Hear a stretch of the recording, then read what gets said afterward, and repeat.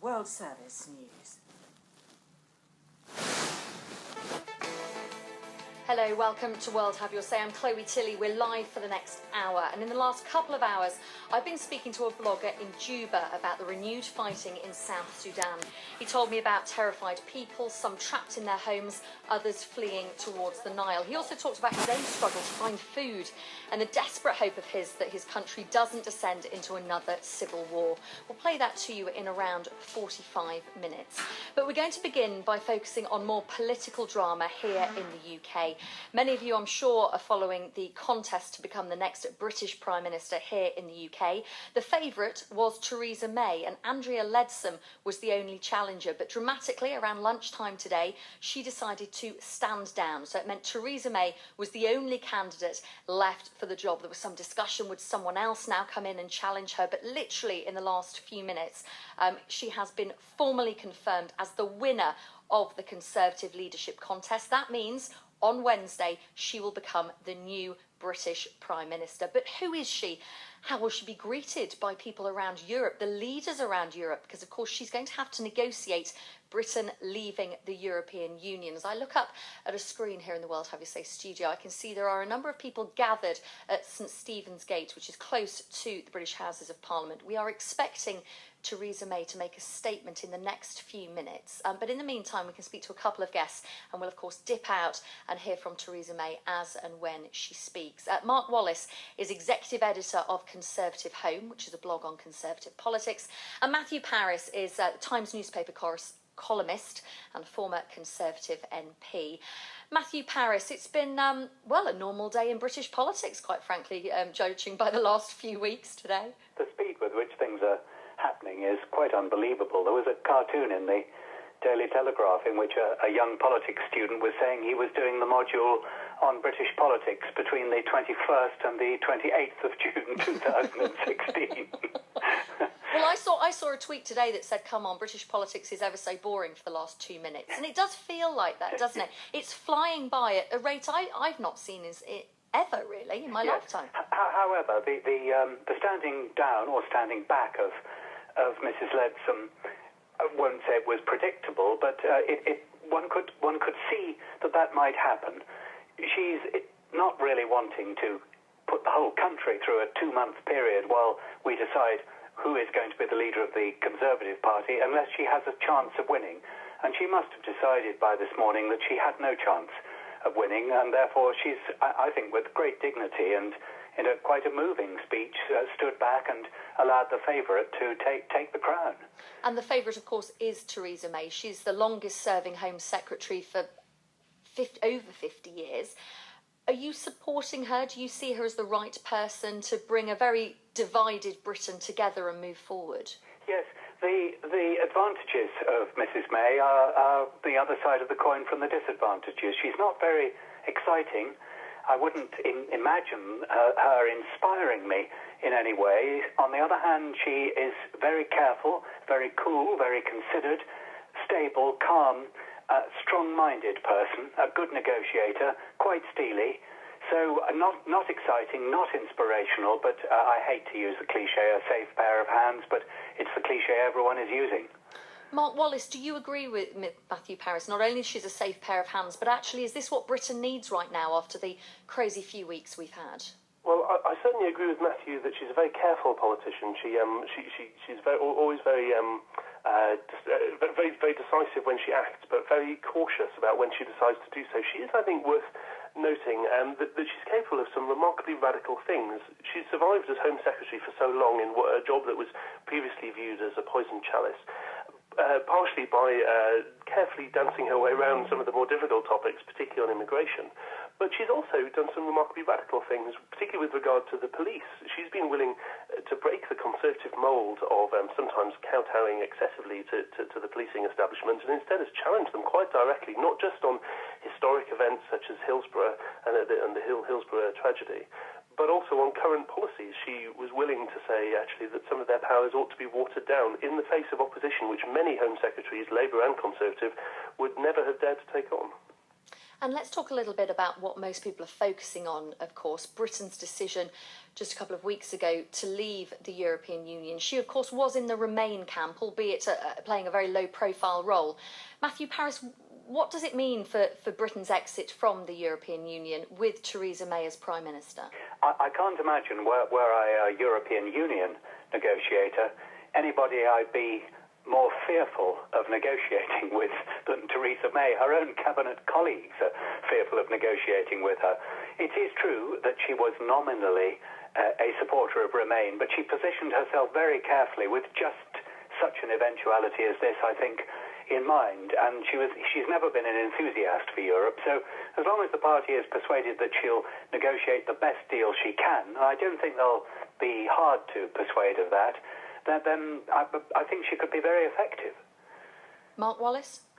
Certainly this morning she was very clear to say, quote, Brexit is Brexit. And she knows that these doubts exist among some leavers, but she's also got a huge opportunity here. Some of the other potential would-be Prime Ministers, particularly George Osborne, the Chancellor, had whole teams and whole cliques of people around them who were ready when he became leader, should it ever have happened, to step into the top jobs. I think Theresa May is very fortunate in a lot of ways that she doesn't particularly have a clan. She certainly has close allies, and she has some new allies that she's developed during the leadership challenge, but she doesn't have a huge history of obligations to people, which means that she has an opportunity to do exactly what is needed, and that is to demonstrate that she's willing to reach across that Leave-Remain divide, appoint key people who are trusted by Eurosceptics in her party, as well as people who are important to the Remain majority of MPs, and ensure really that she can develop something that shows that she's not only saying that she supports Brexit, but demonstrate quite visibly that she means it. So you're both utterly convinced that she will lead Britain out of the European Union. There'll be no U-turns, there'll be no changes, there'll be no watering down. She will lead Britain out. Well, I'm convinced that she'll get the best deal that's available, and that it will seem to be the best deal that's available. If it isn't very good, there is a possibility of a change of mood in Britain, and what's called buyer's remorse, a feeling perhaps that we shouldn't have tried to leave in the first place. But it won't be for want of trying on her part, and the chances are that we'll leave. I would completely agree. The thing is that 17.4 million British voters voted to leave the European Union. That is more people than have ever voted for any single thing in British political history. That is a remarkable mandate, although the referendum was close. And so we will be leaving the European Union. The debate will, as ever at this point, move on to the detail. What exactly does that mean? What kind of relationship are we going to have? Will it be closer to various other countries that have been touted, or will it, as I suspect, be a more unique deal for the United Kingdom? If you're just switching on the radio, you're listening to World Have Your Say. We're having a conversation about Theresa May, who will be the new British Prime Minister as of Wednesday evening. David Cameron announced that just over an hour or so ago. As I look up at the TV screens here, I can see there's a number of MPs who are gathering outside Westminster. The current Home Secretary, soon to be Prime Minister, Theresa May, will be coming out and making a statement shortly. As soon as she does that, we will bring it to you on the programme. But Matthew Parris, Mark Wallace, they're talking about Brexit, her moves. Let's get an opinion now from Nina Trentman, who's sitting opposite me here in the World Have Your Say studio, London-based correspondent for De Welt. Are European leaders, Angela Merkel, for example, threatened, concerned, seeing Theresa May as a formidable character, as we heard there from Matthew Parris? Well, I think from a German perspective, from Angela Merkel's perspective, I think it's a positive surprise that it was May that came out, and also the fact that she came out so quickly, because I guess now that we've been sparing, like everybody's been spared, having another campaign going on for several weeks in a row, I think it's quite easy now to, well, on the European side, to come up with some ideas what Mrs. May will come up with, and also then for Mrs. May, of course, it's important to state the position of what the government actually wants and what kind of deal it wants from the European Union. And I think there's been a lot of comparisons that's been drawn between Angela Merkel and Theresa May with regards to their personalities, with regards to their styles and how they do politics. So I guess maybe Mrs. Merkel is actually quite, well, of course she's not happy because everything that happened is not really what the German government would have wanted, but I guess it could have been worse. I'd say so. Is Theresa May well known? Would Angela Merkel have known much about her? I mean, presumably she's reading a lot about her today, but prior to today, prior to this all happening, is she a well-known figure within European circles? I'd say to those that are dealing with politics, yes, she's quite well known because she's been around for quite a while. She's been Home Secretary for 6 years. She's been having a strong position on migrants coming to the UK, on immigration in the UK. She's been having a strong view on the European Court of Justice. So I guess she's a quite well-known figure, whereas Mrs. Leadsom, for example, I think hasn't been known that well some days before she announced that she would also be running for the premiership.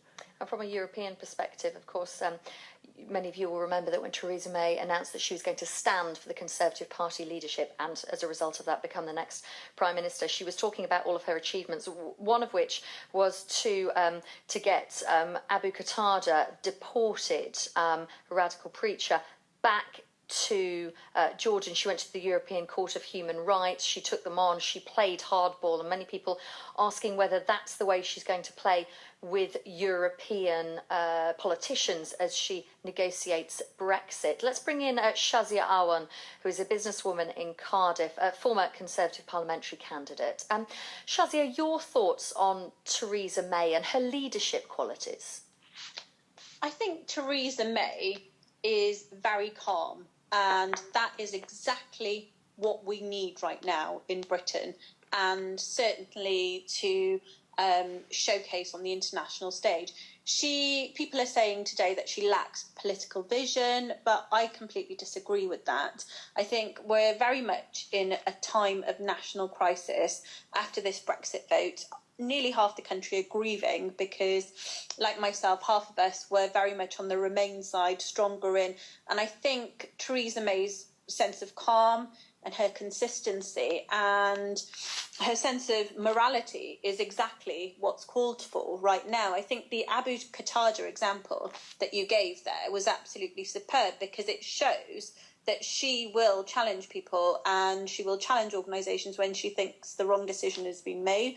We were told that we couldn't deport Abu Qatada. She flew to Jordan herself, challenged it, and got him deported. In the same way, she stood up to the Police Federation, and there have been countless things that she's done. And certainly the best person for the job will get the job, and that is definitely Theresa May. Explain to me a little bit about her personality, because I know that you've worked with her, haven't you? I've read some fantastic articles today, things like her silent treatment, how she will just sit in cabinet, and if she's not happy, she will just give people the silent treatment, and she will sit there in silence for long periods and never waver because she has such strength and belief. Is that the Theresa May that you know? I mean, I was a member of the Conservative Party for 8 years. I never actually worked for the party, so I've not worked with her. But in 2010, when I got the award for Asian Female Entrepreneur of the Year, she presented me with my award, and that's a picture that I've just tweeted now. And she was very calm, very friendly, and she's in politics. You get a lot of people that aren't actually approachable. You wouldn't feel that you could have a conversation with them. She's not one of them. And for a woman who is basically on the verge of running the country, becoming our second female Prime Minister, she is incredibly calm. And I do think that's what we need. She's a very relaxed person. She's a very cheerful person. I've met her on numerous occasions at party conference and also at social events during the years. And I think she's exactly what we need right now in a time of crisis.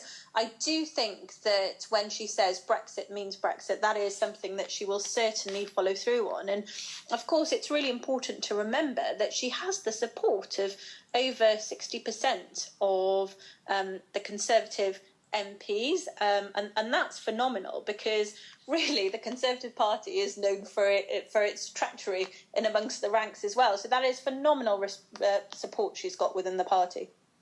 Mark Wallace, do you want to come in on that? Is Mark still there? Okay, Mark's line seems to have dropped down. We will try and re-establish that. We are still waiting for Theresa May. These poor MPs, it's quite amusing. They're standing, it's very windy by Westminster, and they're all standing there trying to look terribly smart, but they've been waiting about 10 minutes. So Theresa May is obviously taking her time to come out and address the media after she has been formally confirmed as the leader of the Conservative Party. Nina, from a European perspective, from a German perspective, what Does it help that Theresa May is a woman? Lots of people have been critical of the media picking up on the fact that she's a woman. Will there be a greater connection with Angela Merkel? Are they more likely to be bristly, or actually does it make absolutely no difference whatsoever? I would assume it makes a difference for British politics because, of course, it's the first, or like after Maggie Thatcher, it's the first female prime minister that you are having for a long time. I'm not so sure whether it makes a huge difference for the negotiations, because in the end, Mrs. Merkel is quite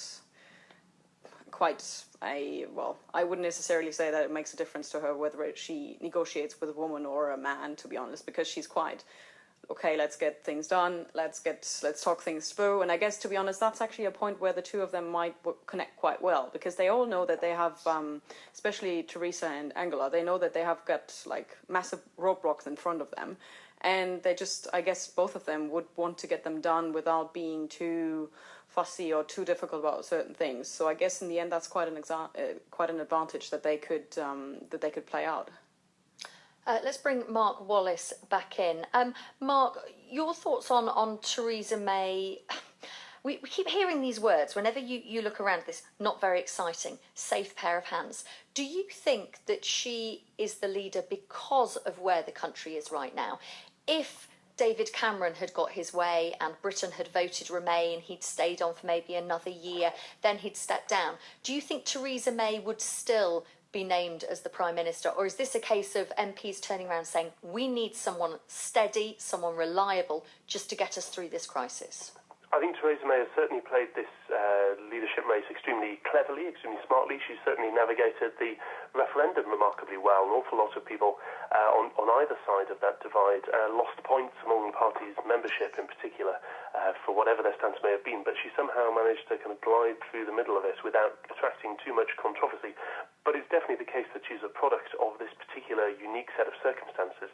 In that hypothetical alternative in which Remain had won the referendum, David Cameron would certainly have stayed on, but I think he might also have potentially found his government would swiftly become unworkable. The Conservatives only have a very small majority in Parliament, of course, something that Mrs May is now going to have to contend with as Prime Minister herself. An awful lot of those backbench MPs who supported Leave would have probably become increasingly difficult towards a David Cameron premiership.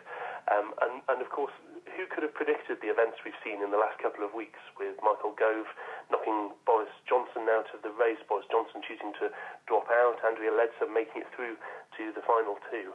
I don't think we could at all have predicted that in an alternative universe, Theresa May would inevitably have become Prime Minister. Frankly, if you'd asked most people a couple of months ago, they would have bet against the idea of a race that didn't have Boris Johnson and George Osborne as two of the front runners. Let's talk a little bit about the Brexiteers, because lots of people saying Theresa May supported Remain, and therefore it's really essential that in her cabinet she has some people who were at the forefront of the Leave campaign. So you're looking at the likes of Boris Johnson, Michael Gove. Mark and Shazia, I'm interested on both of your views on this. Do you think they are likely to get cabinet jobs? Definitely. I think we'll definitely see some prominent roles for Leavers. The thing is that designing a British government cabinet is a bit like doing the seating plan at a wedding. You've got different members of your family, different branches of it, different groups of friends. You need to keep them all happy, but some of them can't sit next to each other, and if you leave anybody out, people will get in a big huff about it and be very upset. So we'll definitely see Leavers, including, of course, Chris Grayling, a prominent Leave campaigner who very early on backed Theresa May in this race, was the head of her campaign. I'm sure he'll be staying on in cabinet in quite a prominent role. Shazia? Absolutely. I think we need to see balance now in the team that Theresa May puts together, and I absolutely think that we will. She's very firmly said that Brexit means Brexit, but she is equally a very cautious woman, and that's not to say that she's boring, but she is that safe pair of hands.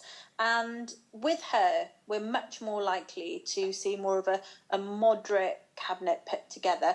What I thought was quite interesting was when Theresa May did her initial speech to announce her candidacy, one of the things that she said in that was that she will create a new government department to look at these Brexit negotiations, bring in lots of experts and things like that. And at that point, Andrea Leadsom hadn't thrown her hat in the ring to be PM. Now, I felt that when Andrea Leadsom announced her candidacy, she did that as almost a bash at that job to head up that new government department. So who knows? We might well see her there.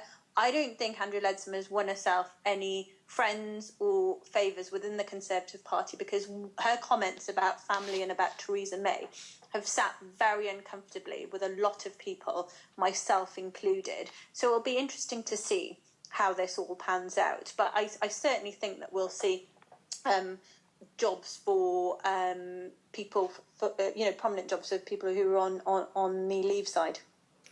You mentioned Brexit again there. I want to bring Nina Trentman back in, a London-based correspondent for Die Welt. What is the general attitude in Germany towards Britain and Brexit? Do ordinary Germans care that Britain wants to leave? You're nodding. Yes, I do. Yeah, Germans in general, I think, do think that this is maybe the wrong step that the country is taking.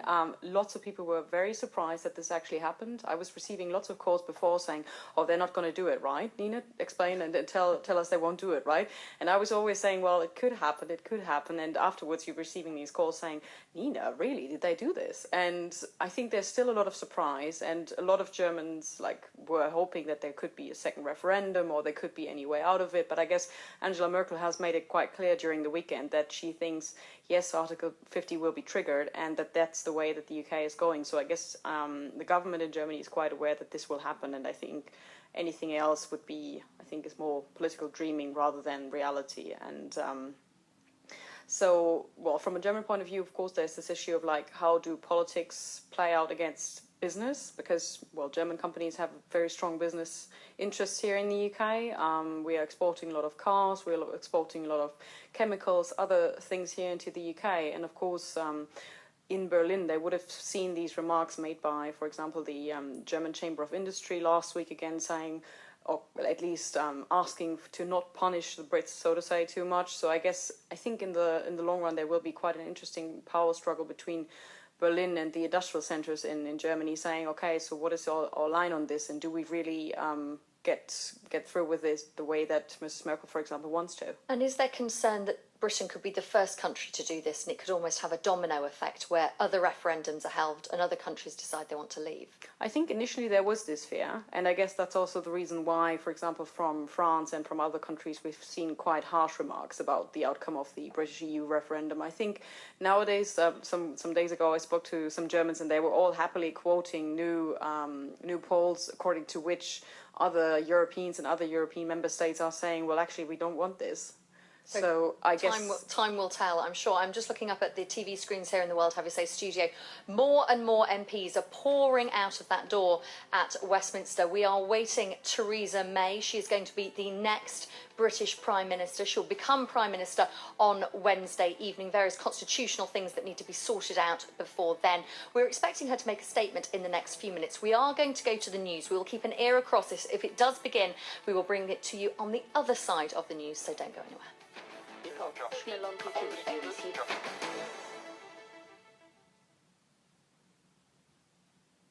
BBC World Service. Before the news. Remember this. January 2009, an historic time for America. And as Barack Obama was sworn into office, it felt like change was coming. It was completely different. Obama cares. I like it. The Egyptians were holding election parties. Nearly 8 years on, how will President Obama be remembered? He's a ruthless decision maker that has led to criticisms. But then, of course, at the same time, he's very idealistic. From Pakistan to Cuba, we talk to people whose lives have been affected by his decisions. President Obama and drones, these are two names which actually I think in times to come will always go together. I'd say to him, thanks very much for coming and trying to make things better. And as he prepares to leave office, we look at his legacy. I think if the nuclear deal remains intact 10 years from now, it will be seen as a signature achievement. Obama's World at bbcworldservice.com/documentaries.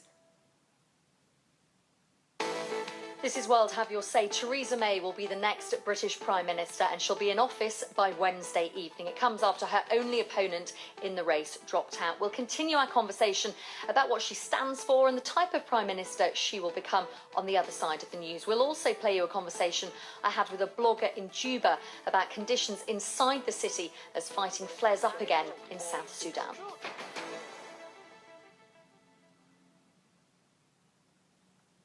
BBC News with Marion Marshall. The British Prime Minister, David Cameron, says Theresa May will take over as his successor on Wednesday. Mrs May, currently the Home Secretary, will be the country's second female Prime Minister. She's been confirmed as the new leader of the Conservative Party with immediate effect and is due to make a statement shortly. The President of South Sudan, Salva Kiir, has ordered a unilateral ceasefire after days of fighting in the capital, Juba, between his supporters and forces loyal to the Vice President, Riek Machar. The clashes have left hundreds dead. The United Nations Secretary-General, Ban Ki-moon, said the UN peacekeeping mission had to be fortified to protect civilians. He also called for an arms embargo and targeted sanctions. The United States is to send 560 more troops to Iraq to help in the fight against the Islamic State group. The announcement was made by the US Defense Secretary, Ash Carter, on a surprise visit to Baghdad. The head of the Eurozone has rejected calls for further European aid to troubled banks. Jeroen Dijsselbloem, who's also the Dutch finance minister, said Italy's financial institutions were facing problems, but there was no acute crisis. The governor of the Bank of Italy has said public funds should be used to help the country's banks. Delhi is sending 800 additional troops to Indian-administered Kashmir, following the worst violence there for years. Police say 30 people have been killed and more than 200 injured in clashes triggered by the shooting of a well-known militant leader on Friday. The President of Portugal has welcomed home the country's football team on their return from the European Championship. Tens of thousands of fans gathered for a victory parade on the streets of the capital, Lisbon. The team captain, Cristiano Ronaldo, showed off the trophy from the balcony of the presidential palace. That's the latest BBC World Service news. Welcome back to World Have Your Say. Chloe Tilley live with you for the next 30 minutes. We're going to be heading to Juba shortly to hear from a blogger who I spoke to a couple of hours ago. Fighting there, of course, has flared up again in South Sudan in the last few days. More than 200 people are reported to have died since Friday as forces loyal to the president and the vice president clash. Of course, it follows a civil war. A peace deal was signed last year, but both sides have retained their military capabilities. There are some people saying that, quite frankly, the president, the vice president cannot control those people who are armed. We're going to hear the effect it's having on civilians in Juba, and we'll play that to you in around 15 minutes' time. But first, we're going to return to a conversation we were having before the news that Theresa May is to become the next British Prime Minister. Her only opponent in the race to become the leader of the Conservative Party withdrew at around lunchtime today. As I look up at the screen here in the World Have You Say studio, I can see that Theresa May is making her way out of St Stephen's Gate. You can hear the applause there of many of her supporters, Conservative MPs there greeting her.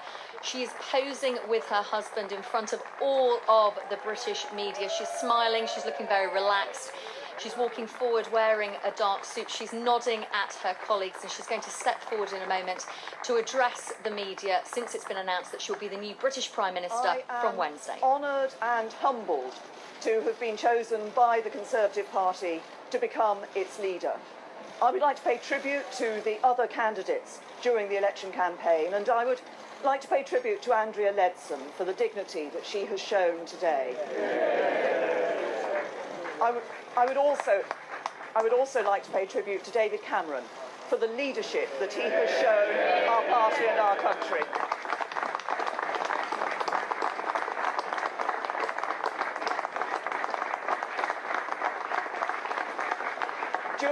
During this campaign, my case has been based on three things. First, the need for strong, proven leadership to steer us through what will be difficult and uncertain economic and political times. The need, of course, to negotiate the best deal for Britain in leaving the EU and to forge a new role for ourselves in the world.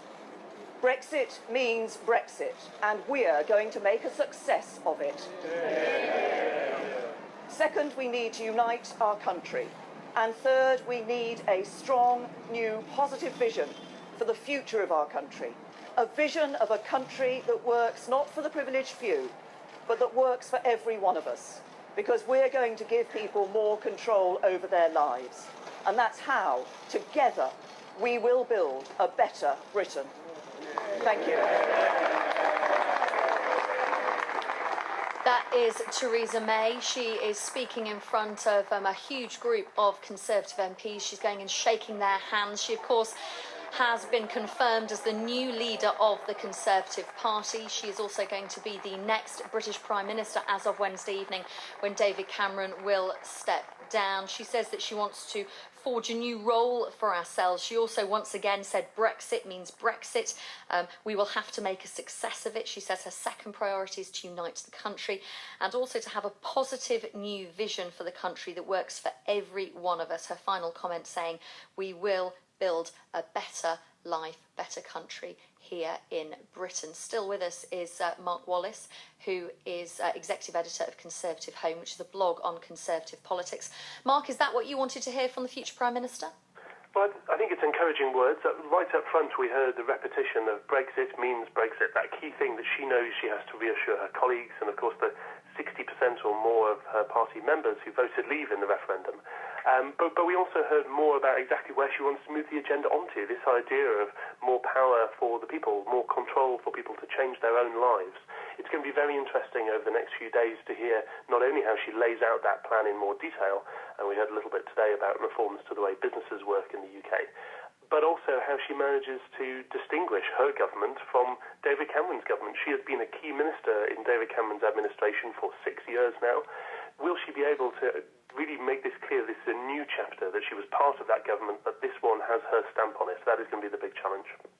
Well, let's get some reaction from voters now who will have been listening to that and can tell us what they think. Dr. Deborah Shaw teaches film studies at the University of Portsmouth. I met her when we were there a week or so ago. Good to speak to you again, Deborah.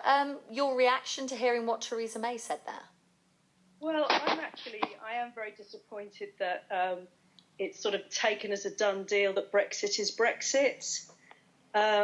I think there's a lot of questions about the misinformation that voters were given, the fact that all the people who wanted us out have now left, all the so-called leaders have now, left.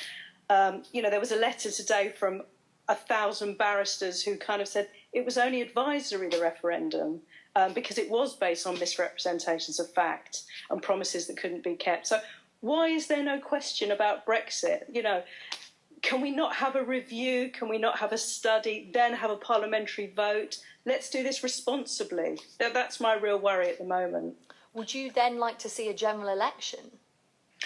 Well, a general election is tricky because the Labour Party is in such a mess. So at some point, but I think this Brexit vote we can't really ignore it. It's created so much chaos in the country that at some point I would, but the Labour Party needs to sort itself out first, I think. Let's bring in David Paxton now. David, what did you make of what you heard from Theresa May, and also responding to what Deborah raises there? Well, I thought it was very much steady as you go. It's what we expected to hear. I'm just interested in what Mark said then, and as regards the general election. Theresa May and the rest of the Conservatives are in on a manifesto. And if she does try to put her own stamp on the administration too much, wouldn't that start to raise the question of mandate and whether we do in fact require a general election? It's a lot easier to hold off general election talk while she promises to maintain a continuum from Cameron. That's a fair point. Mark, do you want to pick up on that? Well, we're going to hear an awful lot more of these demands, of course. It's not impossible to switch prime ministers mid-term, change the agenda and not have an election. Gordon Brown did it, but we need to bear in mind exactly how badly that turned out for Gordon Brown. Exactly, that's what I was going to say. Gordon Brown did do it, but then he went to the country and got voted out. Exactly, and Theresa May, actually, I was looking back through Hansard, the official record of Parliament earlier today, and a couple of months after Gordon Brown became Prime Minister, Theresa May, who was then shadow leader of the House, stood up in the House of Commons and said, the Prime Minister is running scared of the people. Why won't he have a general election? She demanded it then. I think it's going to be very hard for her to avoid these demands now. If I may, there is a slight difference there in that Gordon Brown made it quite clear he was going to go for an election, and then he pulled back, and that aided a lot of that pressure, whereas Theresa May has said she doesn't intend to. So I don't know how much of a difference that would make. That's a fair point. I think it's definitely the case that a lot of Conservative MPs don't want there to be a general election, not least because, as one of them put it to me recently, they don't want to see another leaflet for the next few months because we've had referendums, elections, general election, local election, and so on and so on. But it remains to be seen exactly how well the electorate will take this. Your previous caller, but one, also said, of course, the Labour Party is in an absolute mess. We've got this peculiar situation of the opposition demanding a general election at the same time that they're facing a leadership challenge against Jeremy Corbyn. There's also the issue, of course, that throughout this very brief leadership contest, Theresa May said she wanted a contest and not a coronation, but she's effectively got a coronation by Andrea Leadsom standing down today.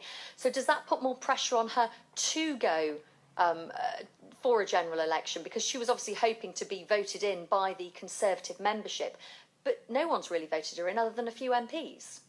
Well, of course, it's certainly not her choice that she hasn't faced that challenge. I think she's probably been taken a little bit by surprise by Andrea Leadsom's withdrawal from the race, and it's not the ideal start she wanted. I think she would have liked to have the opportunity to stamp her authority directly on this by roundly defeating another candidate, in particular a Leave candidate, in a race. However, we are where we are. She has promised only a couple of days ago that there wouldn't be a general election.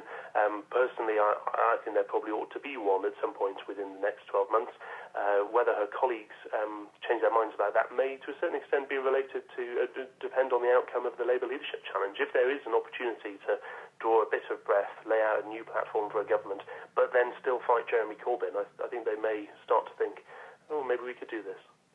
Deborah, do you want to come in on that?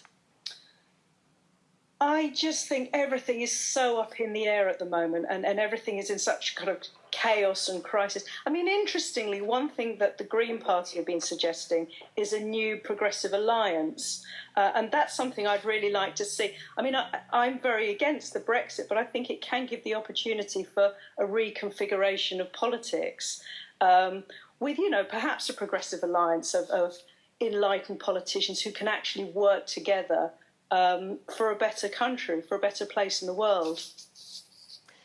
Talking about place in the world, Nina Trentman's with us, London-based correspondent for Die Welt. Do you want to come in on that? Yeah, I guess, of course, that's the core point that needs to be defined in the months from now, independent of whether there's a new election or not. Like, this question of, that Britain answers this question of saying, what do we want to be? What kind of country do we want to be? And how close is our relationship supposed to be with Europe? And I guess, of course, based on that, then to lay out a plan. What is your plan for the negotiations with the EU? Because I guess from a German point of view, of course, there's a lot of understanding now saying, okay, let's not just rush them into something which people don't want. But I guess there's also a certain awareness that, well, Europe has major other issues to deal with. And so, of course, I think there would be, we would like to see that in some months from now, Article 50 is triggered and we're into this and getting a bit of a clearer view on what kind of relationship the EU could have with the UK in the future. I want to bring sorry, go ahead. No, I just want to say, there's still questions about the legality of Brexit. No, there aren't. That's completely untrue. I'm sorry, there really aren't questions about the legality. Can I finish? No, I mean, I'm just taking my advice from the barristers who presumably know more about the law than I do. But they've said, that there should be a parliamentary vote and it's not just a done deal. So I would like to see a parliamentary vote with a proper debate. I'm afraid this is wishful thinking. When it comes down to it, there may well be a parliamentary vote, there may well be a parliamentary debate about it, but we can't get away from the political reality that 17.4 million people voted for this. For that matter, the vast majority of every single parliamentary constituency voted for this as well. So even if we just look at those MPs considering their own constituents, I think they have an overwhelming political responsibility to implement this. And I think I understand the need for kind of wishful thinking, for a silver bullet to get away from this, but the simple fact is that Remain fought a campaign with the full backing of the government, with the IMF, with Obama. They had the full backing of the Labour Party. They spent a huge amount of money on it. There was £9.9 million of taxpayers' money spent in addition to the official campaign, and they still lost. We need to deal with that, and we need to get on with, as Theresa May, Brexit means Brexit. Well, I just wonder why barristers are questioning the legality of the vote then. With respect, if you read their letter, what they said was that this is an advisory referendum. We don't have binding referendums in the United Kingdom. That's completely true. However, to talk about the legal technicality of it being advisory ignores the political reality of the weight of the weight of public opinion on that. It was very clear in the referendum. Politicians promised that they would obey that mandate from the people, and now they have to implement it. But what do you do with a mandate when people are misinformed? When the experts are saying we shouldn't be leaving? This is a real ethical problem that I think there's a new group in Britain called the Other 48, and there's a lot of very strongly held opinion that people were deceived. Theresa May talks about bringing the country together. But unless we have a proper report, I don't really see a proper analysis of the facts. I really don't see how she can bring the country together. Well, this is really interesting. This is really interesting because I think to everyone around the world, this absolutely demonstrates the division more or less straight down the middle of Britain, with a lot of people who voted Remain feeling very angry at the moment, some people who voted Leave feeling angry that they were lied to, and then a huge proportion of people voting Leave, a huge proportion of people who voted Leave feeling very happy with what has happened and feeling this is a new opportunity for Britain. But whatever your view, Theresa May is right that Britain is divided and she needs to pull the country back together. Let's speak to Rob Watson now, who's our political correspondent, who's been rather busy. He was hoping to join us at the beginning of the programme, but clearly has been busy outside Westminster. Rob, thank you for coming to speak to us. Just take us through the timetable of what happens now. Theresa May will be Prime Minister by Wednesday evening, but what happens in the middle? Right, what happens in the middle? Well, there's not very much middle, is there? And greetings to you, Chloe, and all the guests and everybody listening. And so where do we go? So we have David Cameron will hold his last cabinet meeting. That'll be on Wednesday morning. Then there'll be Prime Minister's Questions, which is from 12 until 12:30 UK London time. So I think it's going to be a very emotional and I think very tense, very dramatic session. He will then go and see Her Majesty the Queen, because we are a constitutional democracy. He will offer her his resignation. He will move out of Downing Street, and by the evening, Britain will have a new Prime Minister, which we all now know as Theresa May. And let's talk a little bit about Theresa May, the person. I have read so much online today with people using diplomatic language, talking about her being a steady pair of hands, not being a wild person, not being a party goer. Is she somebody who can pull people together? Is she just the safe pair of hands that the country needed right now? Or is she the person that you believe MPs would have chosen if we were a year down the line and Remain had won and David Cameron had stood down in the way he'd hoped? Goodness, what a fascinating question. But you know what I mean? So many people are saying this, and I just wonder if she has actually manoeuvred herself very well to benefit from this. Look, there's no doubt that you don't get to the place where Theresa May has in British politics. She's one of the most senior politicians in the government without being ambitious, and you also don't get there without being competent, without being able to run things like run large departments. And it's worth remembering in the British context, running the Interior Ministry is just about the worst job in some ways in the British government, because anything goes wrong in Britain, it's sort of your fault, you know, something to do with the prisons, terrorism, you're it. Now, I don't think there's any doubt that she has, in large part, been selling herself to the rest of the party, and in due course will be to the country as that safe pair of hands. I mean, I guess the one way you might put her appeal to the country is, look, everybody in Britain, I think we've had quite enough excitement for the last few months. Time to steal a slightly quieter path. But I mean, obviously there is more to her than that. You don't go into politics just to be a safe pair of hands. She is very much what you might call a centrist conservative. She believes in the sort of fiscal conservatism, running the nation's finances sensibly, but she also wants to see social justice. Let's talk a little bit about her record on immigration, because that has been something that has been somewhat controversial in this country. She didn't hit the numbers that was the promise by the Conservative Party. No, well, David Cameron had promised to get immigration down into the tens of thousands, and of course, what has happened since the coalition came to power in 2010 and then became a Conservative government in 2015 is that target has been consistently missed. And of course, there's been, I remember reporting on these figures when they came out during the referendum campaign. I think it's something like net migration of 330,000, and people will call in or text in and correct me, and approximately half of it is from outside the European Union and half of it from inside. So, I mean, in many ways, I don't think you could blame her personally for missing the immigration targets, but I mean, clearly she is the person at the Home Office, and those figures are there for all to see. And I don't think anyone on either the Leave side of the referendum or the Remain side would say that immigration hadn't been a very important issue. And of course, it's going to be an important issue as she leads the Brexit negotiations. Absolutely, the sort of circle that she needs to square, or the square that she needs to circle, depending on your preferred view of geometrical problems, is clearly she has said that she wants, on behalf of British business, to have the best relationship with the single market, trading with Europe, the best sort of diplomatic, political relationship with the European Union. But she has repeatedly said that the part of the Brexit vote was about referendum, and there cannot be freedom of movement as before. So clearly something is going to have to give in these negotiations, and I don't think you need to be a genius or the greatest negotiator in the world to see that that is going to be the trickiest one. I mean, how does Britain carry on trading with the European Union in a way that's agreeable to everyone while dealing with migration? Because it has been an issue in Britain in a way that it just hasn't been for other European countries. The success of our economy, and it's important pointing that out. The reason why lots of migrants have come to the European Union have come to Britain isn't because we have such terrific weather, Chloe, or fabulous food. Although actually the food has really improved in recent years. People have been attracted here by economic opportunities. I want to bring back in Mark Wallace, Executive Editor of Conservative Home, just to talk about the immigration issue, because, as Rob points out, it's a real challenge for Theresa May.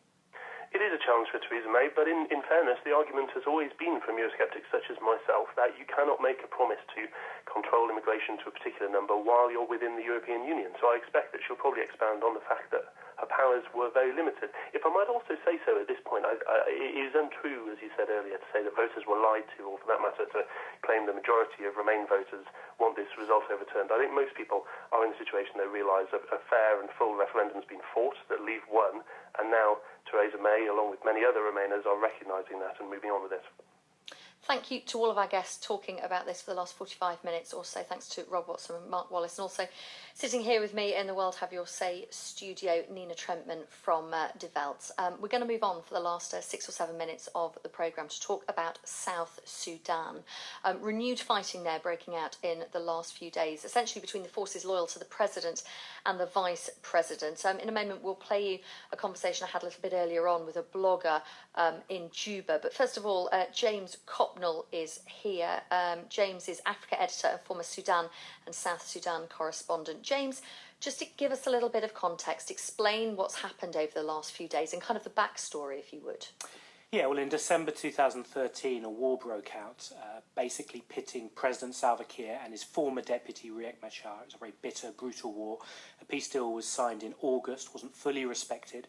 Then in April of this year, Riek Machar came back to Juba. He was named first vice president, and a transitional government of national unity was formed. But there were always suspicions that the mistrust between the key players would be very difficult to overcome. There was a lot of political paralysis. And then over the last few days, what seemed to be initially a relatively small incident, albeit one in which 5 people died, has spiralled into something much, much bigger. Several days of clashes in which we've heard of hundreds of people being killed. In the last couple of hours, President Salva Kiir has declared a unilateral cessation of hostilities, but we're waiting to see what the troops loyal to Riek Machar respond to that call. Can he control those troops? Because I was reading some conversations today online saying that there was a general view that he's really not in control. In fact, neither the President nor the Vice President are in charge of their armed men. That's a very widely held view. Lots of people certainly think that, and there are certainly issues about that.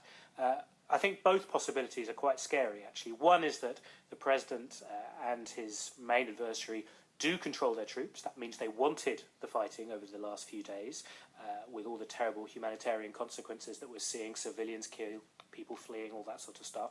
Or alternatively, they don't fully control their troops. So who does? We'll carry on our conversation in a moment. I just want to bring to people listening around the world a conversation I had earlier on with a blogger. He's called Chol Alaya. He's in Juba, and I spoke to him about his experiences in Juba in the last few days. It's been really scary and really horrible, and it feels a bit hopeless. We did not expect at the time, when the peace seems to be gaining traction, there would be a flare-up of this kind and skirmishes. People are terrified and people have lost hope. This is like what happened 2 years ago. Really terrifying. So tell me what you've seen, what you've heard over the last few days. Oh, The hardest part of this crisis. The hardest part of this crisis is you see women, children, elderly and the disabled trying to scamper on the roads, running away to safety, so it's really been terrible. It's very loud, a lot of mortars, gunfire, and people really do not know the direction we go to. People are running away from where the gunfire is coming from. You find in the middle of your walk on the road there's also more gunfire in another place. They're really terrified. It's unbelievable. And that flare-up, as you describe it, has it calmed now, or can you still hear that gunfire in your neighbourhood? As I speak now, it's quite calm. You can only hear sporadic gunfire. It's a bit calm now. Speaking from the balcony at my apartment, I can see a lot of scared people just looking immobilised, but it's a bit calm now. It's quiet. And have you been able to leave your home and go out and see what it's like outside? Yeah, at around 12 o'clock here, I went out. I had to go and get food for my family. I mean, we ran out of stock. So basically, I went to the market, but the market was closed. So I had to drive around town looking for a hotel or restaurant where I can get to buy food. So I went out 2 hours ago. The situation is there are plenty of army on the streets. I believe they're trying to keep order and trying to ensure people are safe. But then there is no one on the street, and the shops were closed. It took me a lot of time before I finally found the food. And so what do you think is going to happen now? I mean, concerns there that there's large numbers of people who are on the move, who are trying to escape. Obviously, people are talking about, could this be the start of civil war? That would be a sorry state for me. I wish these people could be assisted if they require assistance, but a lot of the international organisations have shut the compounds, so there's not even anyone that can provide any assistance. Then we just hope that this does not escalate to a war, otherwise it will be disastrous. A lot of people have lost hope as we're trying to come out of a 2-year conflict, and this flare-up will lead to something similar to 2013 that would really, really be unprecedented. And I cannot imagine the magnitude and impact that will cause. That was Chol Elijah speaking to me earlier on from Juba. He's a blogger there. He was on a very scratchy phone line, so Andre from the World Have You Say team just voiced that up so it was a bit clearer for you to hear his words. Still with me, James Copnell, Africa editor and former Sudan and South Sudan correspondent. James, we heard there from Chol. He's saying he doesn't want this to escalate into a war, but how do you stop that happening? Because we've already discussed the dangers on either side. What's the next action that needs to happen? It's a very big question, that, obviously. How do you stop it? So the first thing to see is whether this unilateral declaration of cessation of hostilities by the president is going to be respected. There was one flash on the Reuters news agency that there was gunfire heard in Juba. I haven't personally been able to confirm that, but that has just flashed up on the news. So is this cessation of hostilities going to work? Is the fighting going to stop? Then the next thing would be what's going to stop it happening again, because you have these two rival forces, both present in Juba, with lots of enmity towards the other because of the long war, and obviously new emotions because of the fighting of the last couple of days. People are talking about the possibility of an expanded role for peacekeepers, maybe from the region, but different people trust different countries in the region, depending on what side you're on. An expanded UN peacekeeping mandate, Ban Ki-moon is talking about, but they've been fairly ineffective in stopping conflict so far in South Sudan. So far, that's a question no one's really found an answer for. And I suggest we probably will return to it here on World Have You Say. James Copnell, thank you for coming down to speak to us on the programme. That music means we are right out of time, but don't forget, we will be back at the same time tomorrow having more of your conversations here on World Have You Say.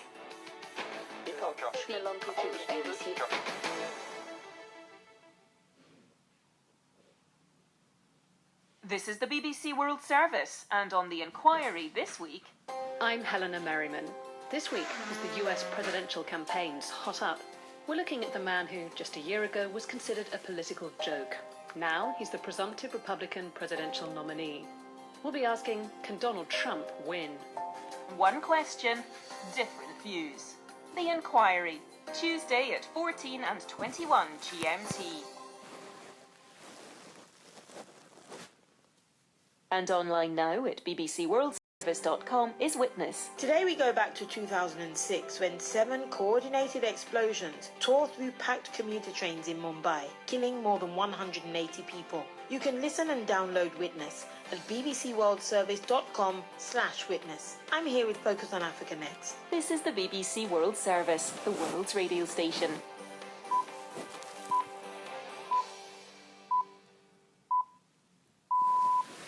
BBC World Service at 1700 GMT. I'm Bola Mosuro in London with Focus on Africa. President Salva Kiir of South Sudan has